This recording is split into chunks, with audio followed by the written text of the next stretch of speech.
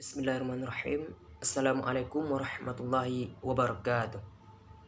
Perkenalkan, nama saya Muhammad Ramadi dari program studi D4 Perancangan Jalan dan Jembatan, jurusan Teknik Sipil Politeknik Negeri Padang. Pada kesempatan kali ini saya akan menyampaikan Project Citizen mengenai antisipasi permasalahan bangsa dengan pendidikan. Di mana kita ketahui, masalah pendidikan adalah permasalahan bangsa. Negara Indonesia merupakan sebuah negara yang kaya akan sumber daya alam, pertumbuhan penduduk yang pesat, dan proses pembangunan yang terus meningkat, menjadikan negara Indonesia sebagai negara yang berkembang. Namun, sebagai negara berkembang, tentunya membuat permasalahan yang dihadapi oleh bangsa Indonesia semakin beragam. Tingkat pendidikan dan angka harapan hidup yang rendah, kemiskinan dan pengangguran yang belum teratasi, sehingga mengandalkan pinjaman dari luar negeri dan menyebabkan hutang negara terus bertambah. Mengapa kita harus mengangkat permasalahan pendidikan ini? Pendidikan. Dalam Kamus Besar Bahasa Indonesia, pendidikan berasal dari kata dasar didik atau mendidik, yaitu memelihara dan memberi latihan, ajaran pimpinan, mengenai akhlak dan kecerdasan pikiran. Sedangkan pendidikan mempunyai pengertian yaitu proses pengubahan sikap dan tata laku seseorang atau kelompok orang dalam usaha mendewasakan manusia melalui upaya pengajaran dan latihan, proses pembuatan, dan cara mendidik. Yang kedua, ada tempat terjadi.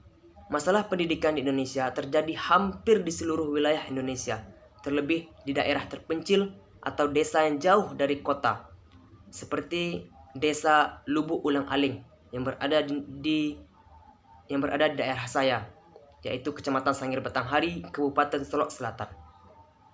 Kualitas pendidikan di Indonesia masih sangat rendah.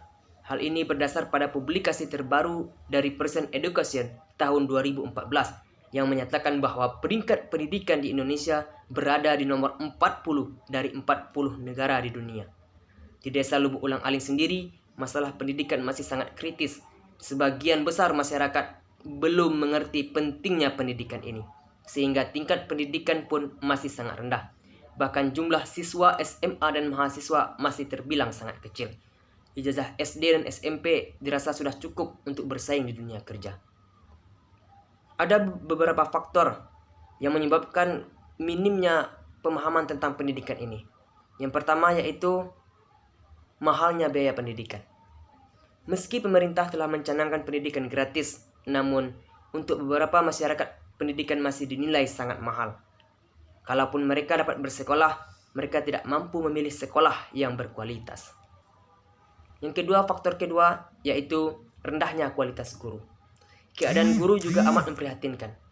Kebanyakan guru belum memiliki profesionalisme yang memadai untuk menjalankan tugasnya, sebagaimana yang disebutkan dalam pasal 39 Undang-Undang Nomor 20 Tahun 2003, yaitu merencanakan pembelajaran, melaksanakan pembelajaran, menilai hasil pembelajaran, melakukan pembimbingan, melakukan pelatihan, melakukan penelitian, dan melakukan pengabdian masyarakat. Inilah yang masih kurang dari kualitas guru kita yang ada di daerah-daerah terpencil. Jadi harapannya peningkatan kualitas guru ini lebih diperhatikan lagi oleh pemerintah. Yang ketiga yaitu rendahnya kesejahteraan guru sendiri. Rendahnya kesejahteraan guru mempunyai peran dalam membuat rendahnya kualitas pendidikan Indonesia. Guru-guru PNS secara umum pada masa sekarang telah memiliki kesejahteraan yang memadai, apalagi yang telah lulus sertifikasi. Namun, guru-guru swasta yang jumlahnya tak kalah banyak dari PNS, nasibnya belum banyak yang berubah. Sebagian yang telah lulus sertifikasi telah mendapat perbaikan penghasilan, namun sisanya masih jauh lebih besar. Faktor keempat yaitu rendahnya relevansi pendidikan dengan kebutuhan. Hal ini dapat dilihat dari banyaknya lulusan yang menganggur, adanya ketidakserasian antara hasil pendidikan dan kebutuhan dunia kerja. Ini disebabkan kurikulum yang materinya kurang fungsional terhadap keterampilan yang dibutuhkan ketika peserta didik memasuki dunia kerja itu sendiri. Faktor kelima yaitu fasilitas yang kurang memadai. Yang menjadi permasalahan pendidikan di Indonesia adalah fasilitas pendidikan yang masih kurang memadai. Banyak sekolah-sekolah yang bangunannya sudah hampir rubuh, fasilitas yang kurang lengkap, dan menyebabkan pendidikan tidak dapat berkembang secara optimal di daerah-daerah terpencil. Faktor yang keenam yaitu rendahnya kesempatan pemerataan pendidikan itu sendiri. Perhatian yang diberikan oleh pemerintah dalam hal pendidikan di kota dan di desa sangatlah berbeda. Pemerintah lebih memperhatikan pendidikan di perkotaan. Salah satu contohnya ialah dalam masalah kesejahteraan guru sendiri. Gaji guru di desa jauh lebih rendah dibandingkan dengan gaji guru di kota. Hal ini menyebabkan banyak guru yang lebih memilih bekerja di kota daripada di desanya, sehingga kualitas guru di kota memang jauh lebih baik daripada kualitas guru di desa. Faktor ketujuh yaitu lokasi yang jauh dari desa. Arah sekolah yang cukup jauh dari tempat tinggal mereka ditambah alat transportasi yang kurang memadai, membuat masyarakat di desa memilih untuk tidak bersekolah atau melanjutkan bekerja daripada harus menempuh jarak yang cukup jauh hanya untuk menuju sekolah. Selanjutnya mengenai program pendidikan, kewarganegaraan dan kebijakan pemerintah.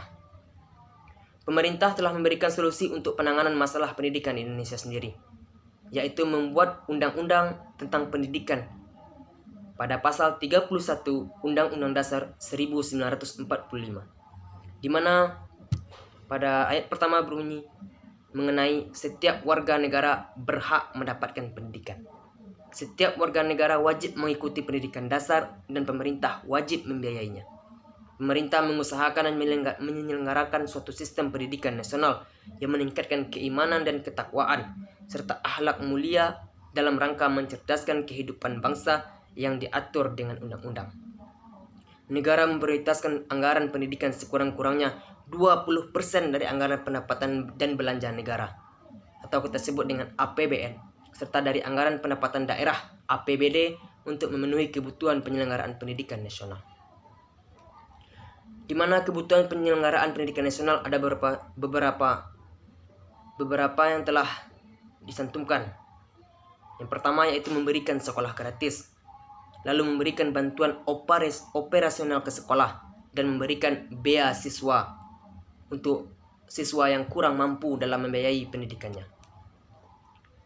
Pada hasil kebijakan pemerintah, ada beberapa hasil kebijakan pemerintah yang sepertinya sangat tidak support kepada masyarakat, di mana yaitu menghapus kebijakan 3T pada daerah Lubuk Ulang Aling, sehingga upaya yang dilakukan pemerintah terutama dalam hal pendidikan di desa tersebut sudah cukup efektif, tetapi belum maksimal. Kegagalan kebijakan pemerintah, belum maksimalnya upaya yang dilakukan pemerintah dalam menangani masalah pendidikan di Indonesia juga dapat dilihat dari publikasi terbaru dari Present Education tahun 2014. Bukti keberhasilan pemerintah. Sudah efektifnya upaya dari pemerintah terlihat dari berkurangnya anak yang tidak bersekolah untuk kalangan SD dan SMP. Namun, untuk jenjang yang lebih tinggi seperti SMA dan perguruan tinggi belum cukup efektif. Hal ini bisa diketahui dari jumlah siswa dan mahasiswa yang berada di desa tersebut masih tergolong sangat sedikit. Ada beberapa susunan bentuk program, yaitu upaya lain yang dapat dilakukan untuk menangani masalah pendidikan di Indonesia, yaitu yang pertama memberikan dan memperbaiki sarana dan prasarana. Sebagaimana bahwasanya memang salah satu yang menjadi daya tarik untuk masyarakat mengantarkan anaknya ke sekolah yaitu adanya sarana dan prasarana yang mendukung untuk kemajuan pendidikan itu sendiri. Lalu memberikan alat dan transportasi kepada siswa yang kurang mampu. Kita lihat karena jauhnya jarak dari rumah ke sekolah, sehingganya para siswa membutuhkan transportasi untuk dapat mendukung mobilitas pengajaran pendidikan yang didapatkan oleh siswa itu sendiri. Selanjutnya ada perubahan K13, yaitu kurikulum 2013 menjadi direvisi ke tahun 2020, mengatur ulang sistem dan kurikulum sesuai dengan kebutuhan pasar pendidikan. Selanjutnya memberikan angkutan atau transportasi untuk menjemput siswa yang jaraknya jauh dari tempat sekolah. Mungkin itu penyampaian Project Citizen dari saya sendiri mengenai masalah antisipasi permasalahan bangsa dengan pendidikan kewarganegaraan. Dan juga telah saya sampaikan beberapa solusi yang dapat dilakukan oleh pemerintah. Harapannya pendidikan di Indonesia ini semakin meningkat dan merata pada seluruh kalangan, baik itu di desa dan di kota.